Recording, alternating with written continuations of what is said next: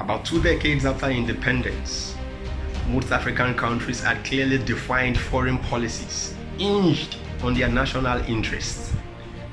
The pivotal idea was Pan-Africanism, being pro-Africa, Africa for the Africans.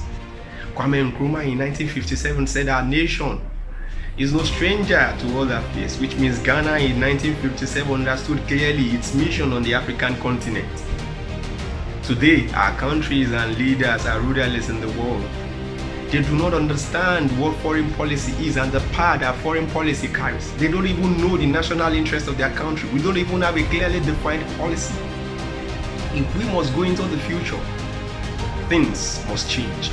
This idea must change. We cannot only focus on domestic affairs while leaving our foreign policy flank open for anybody. This is a continent that can boast of the likes of Thomas Sankara, Patrice Lumumba, Nyobe, Cyril Sekama, Julius Nyerere, Thabo Mbeki. These were leaders who understood clearly that there is a clearly defined mission for Africa if Africa must go into the future. Today, can we say that is in vogue? Most of our leaders do not even understand this concept.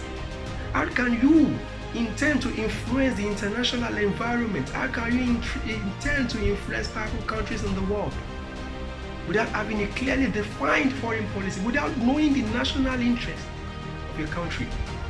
The most insulting is that this continent produced the likes of Bolaji Akiyemi, seasoned diplomats, Joe Gaba, Jaja Wachuku, Emeka Anyaoku, Pa Willie of Ghana.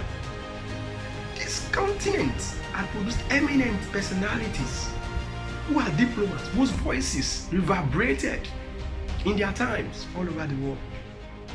How many African diplomats can articulate the foreign policies of their various countries in today's world? How many African diplomats can compete with the likes of Amos Hochstein, Antony Blinken of America? How many African diplomats can compete with Sergei Lavrov of Russia, the late Amir Abdullahian of Iran? How many African diplomats can stand their ground at the United Nations and say, this is the policy of my country and I'm going to stand by it? Most of our leaders now, our presidents, have become diplomats in the world. They don't even know the function of being presidents and being ambassadors to their various countries. You see them junketing all over the world. Every single summit is attended by them and not the diplomats. This must change. We must have a new thinking in Africa. If we look at the future, we will see that whatever foundation we lay today will definitely affect it. I remember, and of course, let us take us back to the time of the great German Chancellor, Prince Otto von Bismarck, when the German Parliament favored what Africans favor today: lofty species, beautiful species with no action. The German Chancellor, Prince Otto von Bismarck, told the Parliament, the House of Representatives in Germany, that the future of Germany, uniting the German provinces, will not be by beautiful species, it will be by blood and iron. And he influenced them to favor a forward-looking foreign policy, an aggressive policy that will ensure that the German provinces come under Prussia. And that was the case. Later, the unification of Germany was pronounced in France. The same Germany that we know today was led by Prussia. Prussia defeated Austria, Prussia defeated France. And German unification came into being because the diplomat, come statesman, Prince Otto von Bismarck saw the future and he moved, galvanized the entire German power to effect that. You see America everywhere in the world today, you see Russia everywhere in the world today. Even if we cannot match up their hard power, what of our soft power, we are not working on any one of them. And this is really disheartening. It is not about domestic policies alone. Every single country in the world have different domestic problems. The foreign policy is your strike force. The striker in football, if you are going to use the football terms, The foreign policy goes out to get the goals for you. The national interest is the midfielder.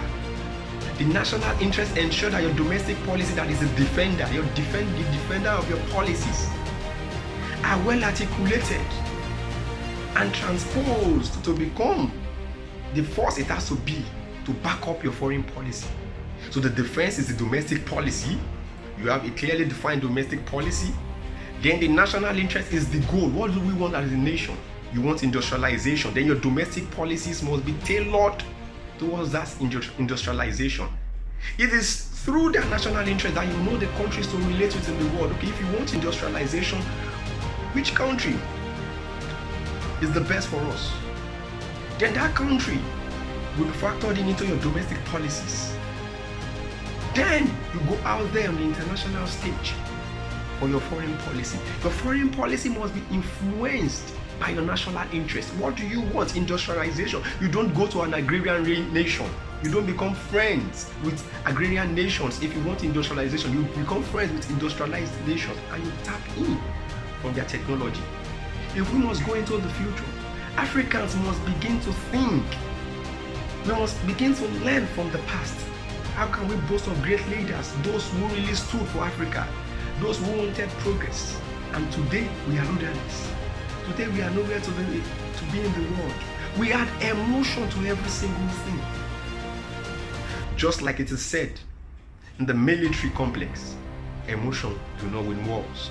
Strategy, tactics win wars. And if that must come to be in Africa, we must take our national interests to be very vital.